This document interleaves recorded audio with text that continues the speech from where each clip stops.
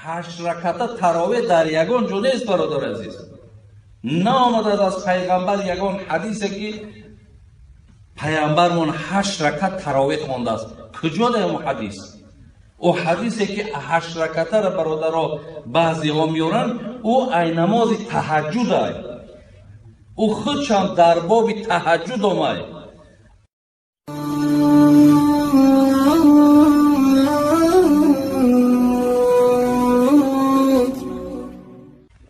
یا خود حضرت امام اوزاعی خطیب همین بحث بگیم بحث نه، حتی امام ابو حنیفه را پیش حضرت امام اوزاعی که اومدک محدث بود، حتی شاگرد امام ابو حنیفه عبدالله ابن مبارک وقتی پیش امام اوزاعی رفت برای تعلیم حدیث، گفت از کجایی؟ گفت من از کوفه. اوه گفت همون شهری یک کس ابو حنیفه میگن با رای کار میکنه، با عقلش کار میکنه، حدیث های پیامبر مونده که از همون شهری. میگه عبدالله ابن مبارک یکم کرد نزد خب کردن برای که شاگرد ابو حنیفه بودن، میدونست این تهمت در شهری بود. پگاه بعد همون گویم دست خطایی که حضرت امام ابو حنیفه داشتن هموکا را آوردن کن حضرت همین را یک مطالعه کن. مطالعه کرد، وقتی بر اومد گفتی مال کی است؟ گو مطالعه کردی؟ ای گو کدام آدمی هست بسیار عالم کلان است. گفت همین امو ابو حنیفه هست که شما گفتین که وای با حدیث آیت کار نمیکنه، با عقلش کار میکرده است. برای بسیار مسئله بود. حتی محمد باقر قطیم نبیره پیغمبر من قطیم حتی روبرو شیدن، همون دارن برده سیاش کردن. گفتن ابو حنیفه از رایش، از عقلش، از شورناکی خودش استفاده میبره.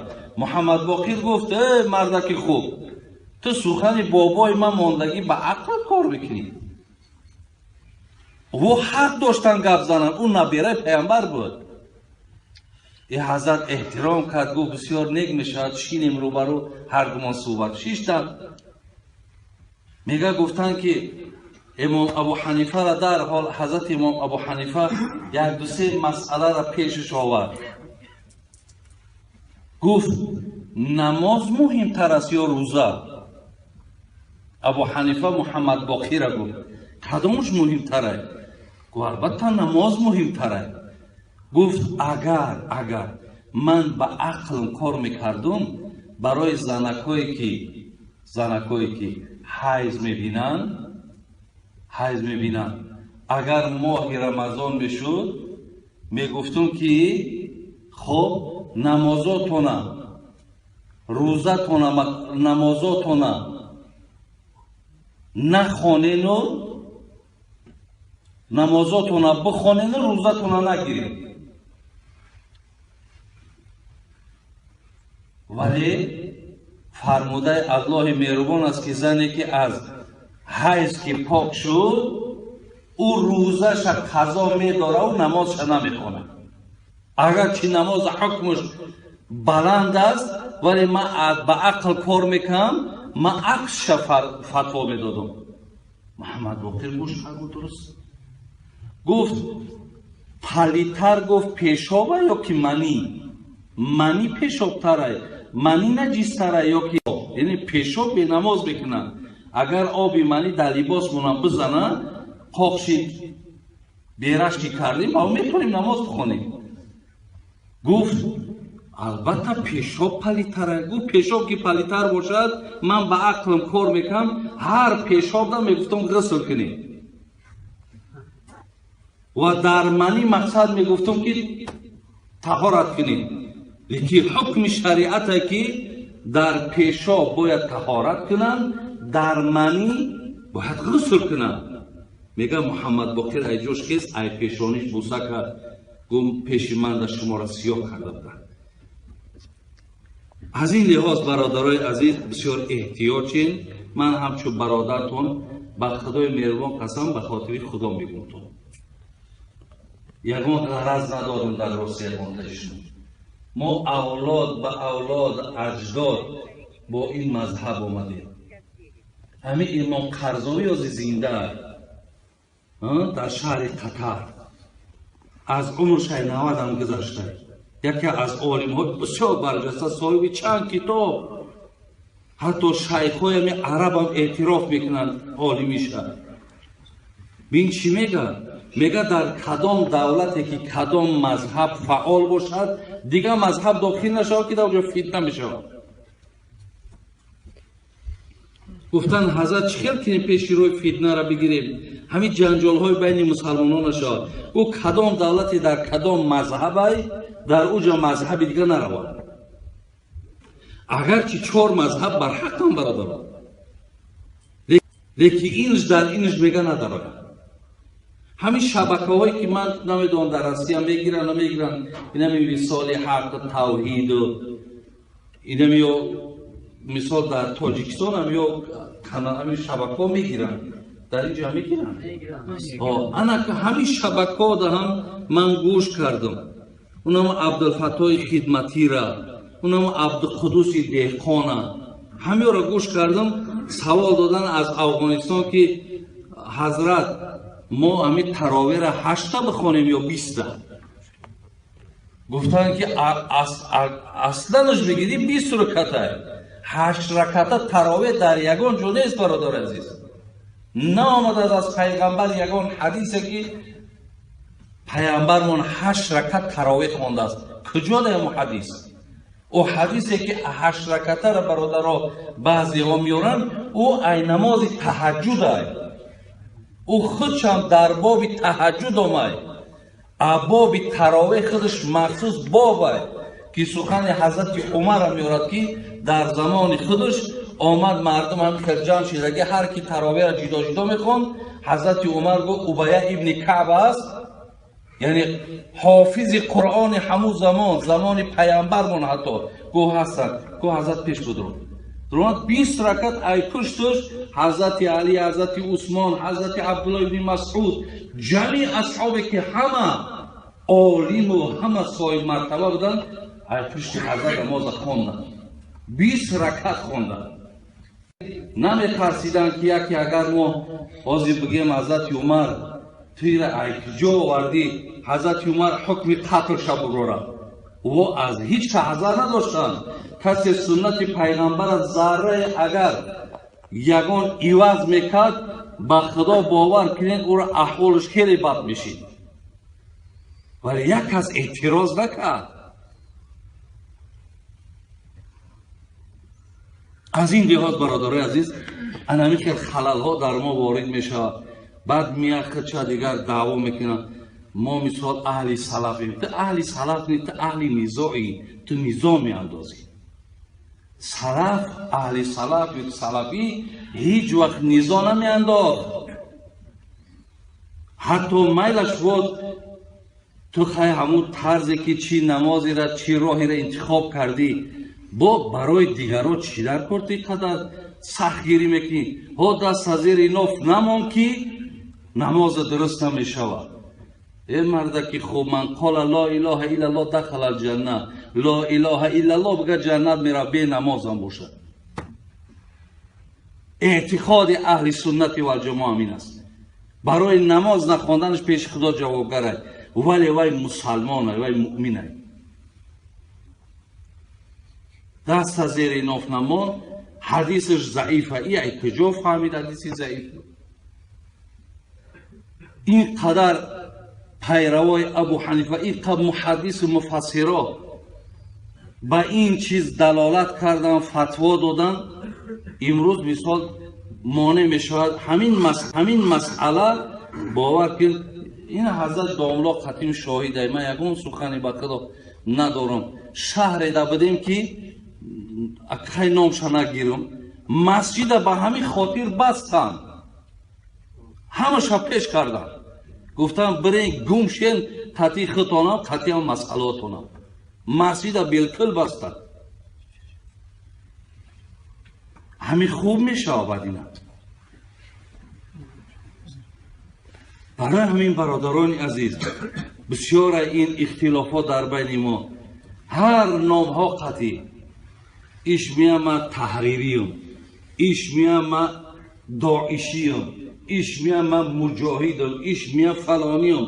هیچ کدام همینا برادران عزیز اگر بگیری خدمت در دین در مقصد چون نیست.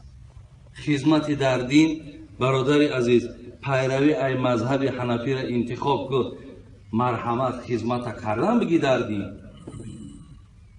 دعوت که مردم به نماز دعوت که مردم ای حرام ها من که اینقدر برادرای عزیز در اگه من یک شهر شما را در نظر ندارم، من در این جمع گمانی بدم ندارم، ولی من از روی گشت گذارهام اقتباس آوردیستم که ای تاجیکی ما حاضی سلفی هست، تحریری هست، مثال بگیم تبلیغیش هست، باز حاضی با همه بدتر بدبختش با شیعه پیدا شد که اینش برادر عزیز بگیم تماما با نابخشیدنیه.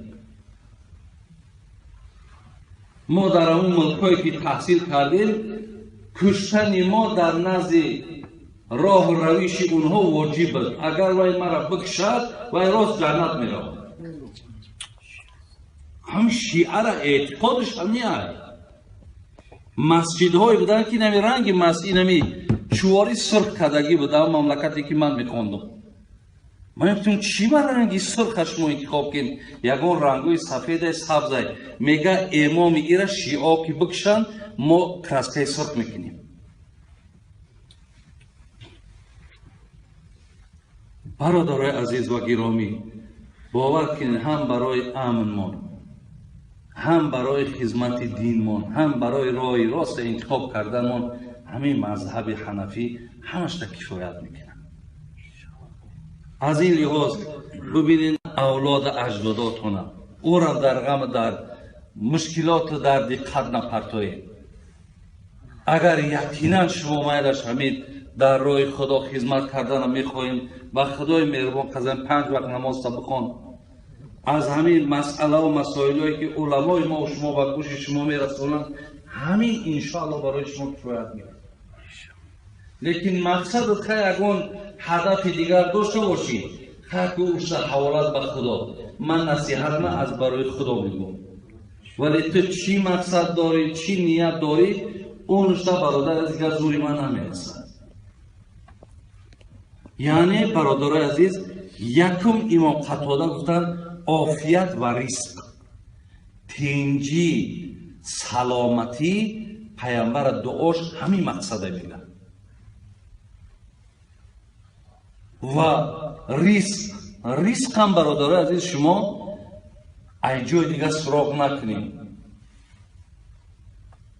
این رزق ای نزد خودش همین حاتم اصم برادر عزیز شاگرد شقیق بلخی بود. وقتی شقیق نزد شقیق بلخی میگه 30 سال خواندم، 30 سال تعلیم گرفتم. بعد از اون میگه یک روز همین شقیق بلخی گفت که حضرت امام شقیق بگیم پرسید که حاتم 30 سال پیش من زانو زدی خواندی از ما چی آموختی؟ بعد از اون میگه حضرت حاتم گفت حضرت من همین دوام 30 سال در 6 چیز برای خودم انتخاب کردم. با همین 6 چیز میخواهم که دنیا را پدرود گویم و با همین 6 چیز میخواهم پیش الله مهربان منزلت مرتبه پیدا کنم. گفتن که گوزم چیه این 6 چیز؟ گفتن یکم چیزی را که حضرت ذکر کردن، گفتن که دیدم بسیار مردم در رازق بدن خدا اعتماد ندارند. یعنی شما میدونید که قرآن میگه ان الله هو الرزاق ذو القوة المتین، خدا میگه من رزاقم، یعنی کفیل رزق شما منم، رزق شما را من تأمین میکنم، من صاحب قدرت و توانایی هستم. خدا میگه وقتی خدا که کفیل ریزقی ما باشد، پس در عکسی ما چی گفته میتونیم؟ برادر تو نگو که مرا استعداد خدمت، مرا مهارت خدمت، مرا دوادا و پراپر خدمت. نه، اگر چنده حرکت ایتا هم باشد، ولی برادر عزیز اینم یک تخمین که امروز برای همو بگذار مگزین داری یا کاری مثال هر جا کاره داری، این توبگه را بی چند سوم سودا میشه، پگو هم ببین همون مهنت صرف که همون ساعت قدی برا کوبین همون پیدا میشه یا نمیشه؟ نمیشه. ریسک چیزی مقدریه. بعد حضرت حاتم گفت من به همین آیت تکیه کردم و ما من دابت فی الارض الا علی الله رزقها و یعلم مستقرها و مستودعها کل فی کتاب مبین. از سوره مبارکه هود آیت 3 هست برادران. ببین چی میگه؟ گفت من به همین آیت تکیه کردم. کدام آیت؟ خدا میگه هر یک جنبنده ای که در روی زمین است، خواه آدم خواه حیوان خواه حشرات چیزی باشد جان داره، من رزقی را تامین میکنم. الله را بین میدانم یعلم مستقرها، میدانم که حتی رزقی تو در کجای، در کجا تو هم رزق میابی، من ادرس شما میدانم. میگم و مستودعها، خدا میگه من میدانم که حتی تو در کجا پارچه زمین خانه میسازی، خانه سازی تو میدانم. زیرا همش نزد خدا های برادر عزیز. عبدالقادر بیدل عجایب میگه رزق را روزی رسان پر میدهد، به مگس هرگز نماند عنکبوت. به خطای خانه را ببینید، تار میتنه عنکبوت تار تنکو، میتنه عنکبوت تار تنکو. اینجا پشه بیچاره پشه را قبیله میتونه، اینجا پشه خودش میگه ریسک را روزی رضا پر بدهد. خودش پریده و پیش تار تنک میره میزنه در توریو او خوردنش میگیره. ریسک خدا پر بده خودش میره. برای همین برادرای عزیز ریسک هم در همین دعا میدروید. خدای مقصد مرا ریسک برسون. ریسک او یک آدم به دست میفتست که خدایا همین را بگم خیلی بدان خدش کنیم ازت. تو شما بگم انا میگد که یک آدم به دست فقط دعا شد خدای مرا ریسک بغاس بده. بغاس برادرای عزیز در لغت همین زاغ سیاه وقتی که بچه میکنه، بچهش پشمکوی سفید داره، پشمکوی سفید داشته. وقتی میگه پشمکوی سفید زاغ میبینه میگفته سی بچه من نیست، میپرتافتهش میرفته. میگه خداوند همین چوجه را که پشمای سفید داره قدرت شکار کردن نداره، در تنش یک بوی پوسیدگی را میورده میموده، یک بوی بسیار غلیظی را که همین کرمها فکر میکنن که همین یگان چیزی مردگی است با پیش همیان، همین پیش که بیاد میخره شد تا کلان شدن شو میگه با همین بوی خود شکار میکنه، کرم میخورده است. ببینید وقتی که پرهاش که میگه سیاه میشیده است، بعد مادرش پیشش میومده است. این مردک دایی میگفته است خدای مرا امیریست که بغاس بده. مثلا همین جا کن داشتگی با شما اومده بگیره، دعاش همین بده، لیکن دعایی هم دعای خوب، ولی قدرت الهی را بی که همون را در همون جهان برادر عزیز بی کس و بی صاحب نمیمونه. همون را در وجود یا بوی بد میپرتویه، کرمکا میان خوردنشون میگیره. این است برادرای عزیز دعایی که 8 رکعت تراویح در یگان جا نیست برادر عزیز. نامده از پیغمبر یگان حدیثه که پیامبرمون 8 رکعت تراویح خوانده است. کجا در اون حدیث؟ او حدیثی که 8 رکعت را برادرها بعضی ها میارن، او ای نماز تهجد است. او خودش هم در باب تهجد آمد.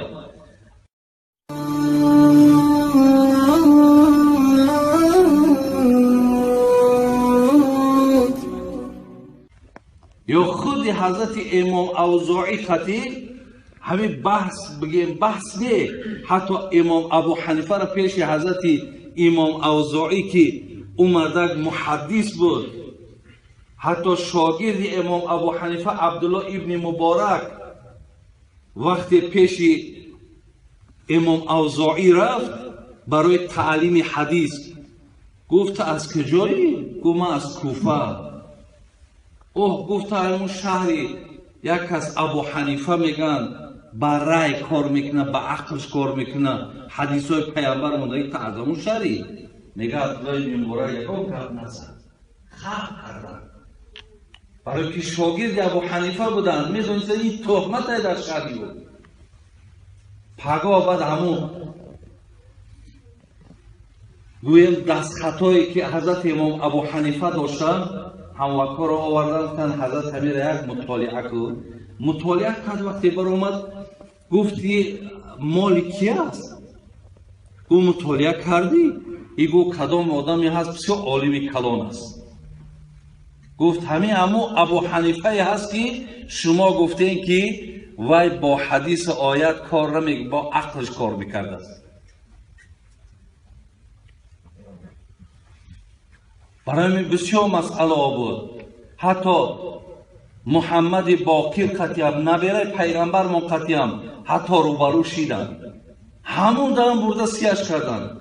گفتن ابو حنیفه از رایش، از عقلش، از شورناکی خودش استفاده میبره. محمد باقر گفت ای مردکی خوب، تو سخن بابای من ماندگی به عقل کار میکنی. و حق داشتن گپ زنن، اون نبیره پیامبر بود. این حضرت احترام کرد، گفت بسیار نیک میشد شینیم روبرو هر گمان صحبت شیشتن. میگه گفتن که امام ابو حنیفه را در حال حضرت امام ابو حنیفه یک دو سه مسئله را پیشش آورد. گفت نماز مهمتر است یا روزه؟ ابو حنیفه محمد باقر را گفت کدامش مهمتره؟ گفت البته نماز مهمتره. گفت اگر من به عقلم کار میکردم برای زنکایی که حیض میبینن اگر ماه رمضان میشد میگفتم که خب نمازاتونه روزتونه نمازاتونه نخوانین و نمازاتونه بخوانین و روزتونه نگیرین. ولی فرموده الله مهربان است که زنی که از حیض که پاک شد او روزش قضا میداره و نمازش نمیخونه. اگر که نماز حکمش بلند است ولی من با عقل کار میکنم، من عکسش فتوا میدادم. محمد باقر گوش کرد درست گفت پلیتر گفت پیشابه یا که منی پیشابتره، منی نجیستره یا که یعنی پیشاب به نماز بکنن. اگر آبی منی در لباس مونم بزنن پاکشید بیرش که کردیم ما میتونیم نماز بخونیم. گفت البته پیشاب پلیتره. گفت پیشاب که پلیتر باشد من به عقلم کار میکنم، هر پیشاب دا میگفتم غسل کنیم و در منی مقصد میگفتم که طهارت کنیم. لیکن حکم شریعت که در پیشاب باید طهارت کنن، در منی باید غسل کنن. میگه محمد باقر ایجوش کس ای پیشانیش بوسه کرد، گم پیش من در شما را سیاه کرده بودن. از این لحاظ برادرای عزیز بسیار احتیاطین. من همچون برادرتون به خدای مهربان قسم به خاطر خدا میگم، یگان غرض ندارم در راسته منتجشون. ما اولاد به اولاد اجداد با این مذهب اومدیم. همین امام قرضاوی از زنده در شهر قطر از عمرش 90 هم گذشته، یکی از عالم های بسیار برجسته، صاحب چند کتاب، حتی شیخ های عرب هم اعتراف میکنند عالمیشه. بین چی میگه؟ میگه در کدام دولتی که کدام مذهب فعال باشد دیگه مذهب داخل نشود که در اونجا فتنه میشود.